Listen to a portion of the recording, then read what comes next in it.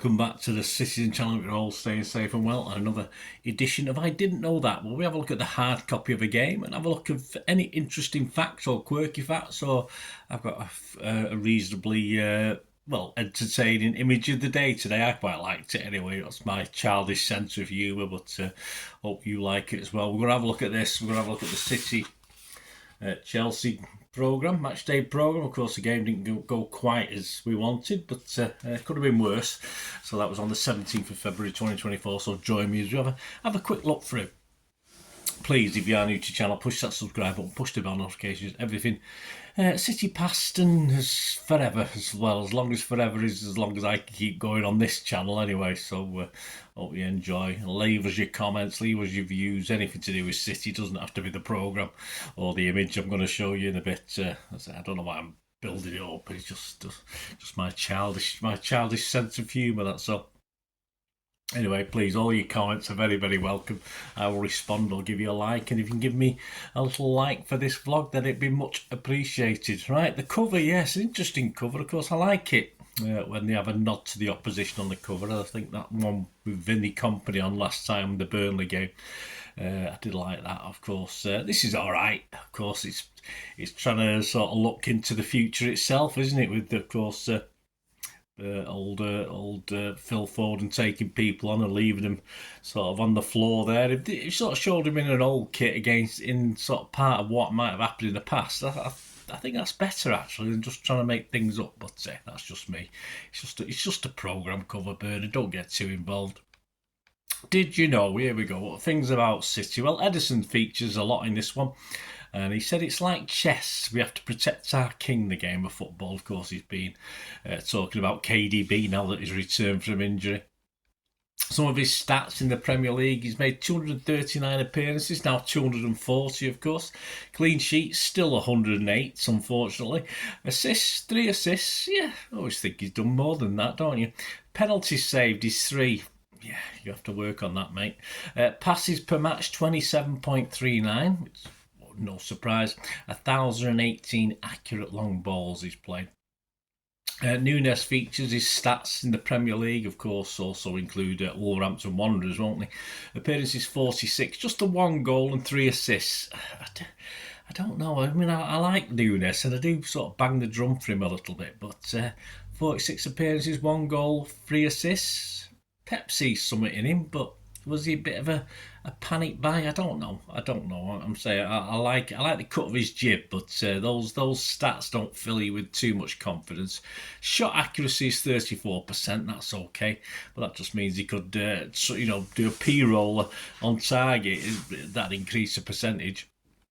Tackle success is interesting, 61%, but then again, he's not obviously flying in with the tackles, probably. Anyways, I don't want to go at Nunes. As you say, if you watch any of my vlogs or my guest appearances on Bolt from the Blue or on Ray's City Fan channel, I do like Nunes, but yeah, they do make you think, don't they, those stats.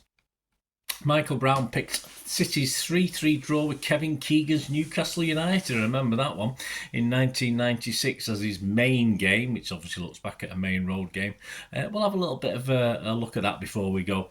10 things we didn't know about Diaz. Well, I knew some of them. There's a couple of things for me that perhaps interested me. Of course, he was with Benfica, as the song goes, and of course he was their Young Player of the Year in 2017, and he's represented Portugal at every level from the under-16s, and he's now got 53 first-team caps for his country. I think his 50th was the biggest ever win they've ever had, was a 9-0 victory over Luxembourg, so I think you'll remember that one. Gary James in City Reflections looks back at season 15-16. We had debuts for that season. We had debuts for Sterling, Delph, KDB, Otamendi, Patrick Roberts, George Evans, yeah, I sort of remember him. Manu Garcia, I remember him. But I don't remember this guy, where he made 1 FA Cup appearance, so I don't think he'd be part of a future vlog. David Fopala, remember him, guys? Let me know your thoughts. What are your memories? Aguero with 24, including 4 penalties, was top scorer in 29 starts, plus 1 as sub. And then Marc McCarthy went on to also look at the 15-16 season in his kitted out feature.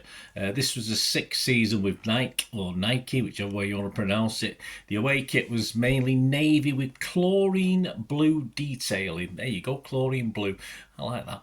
The arms featured a graphic, of course, of the Blue Moon. I don't remember that. I don't have that kit. Those days, I probably just about could afford the home kits at a pinch, but not all the time. The third kit was a shade of chartreuse. There you go. Yeah, that's ghost green apparently, but it looks more yellow to me. Certainly on the picture, anyway. I don't remember. I don't remember seeing it live or up close, so I can't remember. Apparently, that was obviously inspired by a high vis 99 strip. And the keeper's first choice was a dark purple. Yeah, I think there's a picture of our keeper wearing it. I've got his name. I forgot the name of Willie wearing it, of course, with a lighter blue on the arms. And the alternative for the keepers was a yellow and green number. Interesting enough, he had obviously Yaya shirts there, Marc, and they were normally stained as he applied Vicks Vapor up to his chest. Yes, so that's why the opponents never got anywhere near him, because of the smell of Vicks Vapor up. I actually use it on my hands. It's very good if you've got sore hands, or I use Vapor up. It's very good for like a moisturiser. Really good. So if you get cut hands when I'm working, of course, you put this on it, or your hands are a bit dry. Very good. Just don't rub your eye when you've got it on your hands. That's the only problem with Vicks Vapor. There are other brands, but that's probably the best anyway. What didn't we know about Chelsea? Well, their all-time top scorer is a City legend, of course. Tongue-in-cheek, guys. Frank Lampard, 211 goals.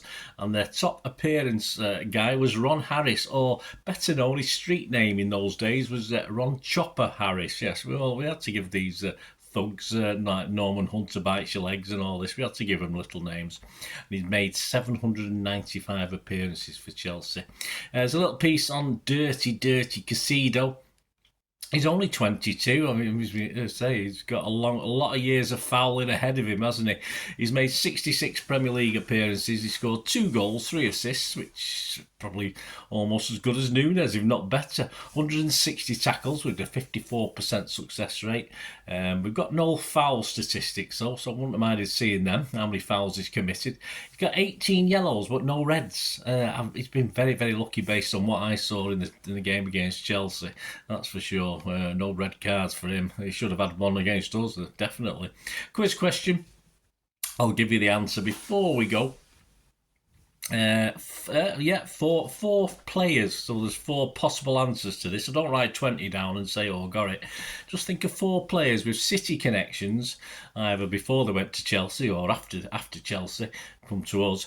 I've been Chelsea's top scorer since the 96-97 season. So who are the 4 players with City connections that have been Chelsea top scorers since the 1996-97 season? So going back a little bit there. So see if you can remember that. Image of the day, there we go, guys. I just thought it was quite funny. I have been banging on, been doing a little piece on KDB and of course I was just looking at his goals, and he's not scored a single-headed goal. I mean, just look at that image. No wonder, mate, is it? No wonder you've never scored a goal. No, sorry, Kev, I'm only playing, but I just like that image. I thought that literally within the space of days of saying he's never scored with the header, that image appears in the programme. So I thought that was quite appropriate, and it made me chuckle. Obviously, I say it probably won't be as funny for everyone else, but I just think that's a great image. As again, my apologies, Kevin. You're our king, as Edison agreed. Excerpt of the day. We'll get back to that. Just have a read of this one. Michael Brown, of course, picked the 3-3 game against Newcastle. This took place on the 24th of February 1996 in front of a crowd of 31,115. The City team that day was Immel, Summerby, Hiley, Lomas, Curl, Simmons, Kinkladze, Rosler, Quinn, Clough, Brown. The subs were Creaney, Phillips and Margetson. Newcastle, for a matter of interest, was Smichek, Barton, Beresford, Peacock, Howie, Albert, however you want to say it, Beardsley, Clark, Ginola, Asprilla, Ferdinand, and the subs Gillespie, Elliott and Hislop. Of course, Newcastle doing very, very well, weren't they? So Michael Brown was asked about this game. He said, Newcastle arrived at Main Road he was asked, positioned at the top of the table with a reputation as the most entertaining team in the division. While it had been a much tougher campaign for City, what do you remember about the game? Michael said the story before the game was about Faustino Asprilla, who had just signed for Newcastle. They were flying high and they were winning games, and they were going to go for it, and they certainly did. They had a great flair, a great attacking style. They were flying, and we hadn't got any results. We knew we were going to be up against it, and they were a lively attacking team. The centre-back, Philip Albert, was getting forward and got 2 goals. That tells you everything. They had iconic names like David Ginola, Asprilla, Peter Beardsley, Les Ferdinand, and I think that tells you what sort of team it was. They were bombing forward, so it was a really entertaining game. It was certainly a Kevin Keegan-type performance. They called it match of the season when you talk about Main Road. That was definitely a memorable game. It was just a top game of football, and it was one of those games we should have got more from, and that could have changed the outcome of the season. He was asked, Niall Quinn and Uwe Rosler scored City's goals. He said, yes, they had a good combination. If you were talking about Niall Quinn, Quinny was a class act around the place, helping everyone, always time for the youngsters, always willing to teach, not touch. Sorry now. Teach. Freudian slip there. Always willing to teach and help people, and I think that was infectious all around. He always used to come to the youngsters to try and encourage them, and that helped me later on in my career when you are the older one. And final question was asked, tell us about Georgie Kincladsey's performance that day. He said Kincladsey played well that day. When you look back, there are some great little jinks and movements. A decline in results didn't help us, but he was an unbelievable player.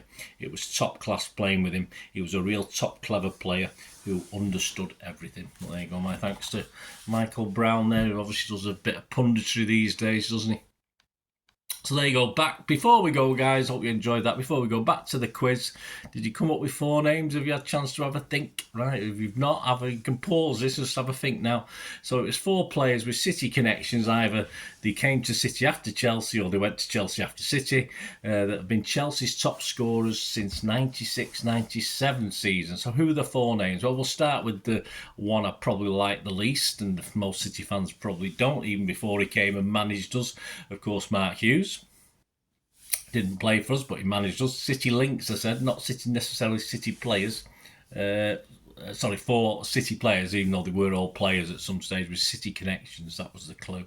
Nicholas Anelka, of course. He went on to be he was a Chelsea top scorer. Frank Lampard. Well, that goes without saying. And yes, most recently, of course, Raheem Sterling. So the 4 players, Marc Hughes, Nicholas Anelka, Frank Lampard and Raheem Sterling. There you go, guys. Hope you enjoyed this City versus Chelsea. I didn't know that from the programme. All available from reachsportshop.com, of course. Subscriptions available. And that game took place on the 17th of February 2024. Let me know your views. Let us know your comments, guys. It'd be great to hear from you. And I'll be back, hopefully. I'm not going... of course, I will be back with the next home programme, which will be Brentford. And then, obviously, we are playing Bournemouth away. So I'll have to try and sort out a programme for that, because I'm not going down there.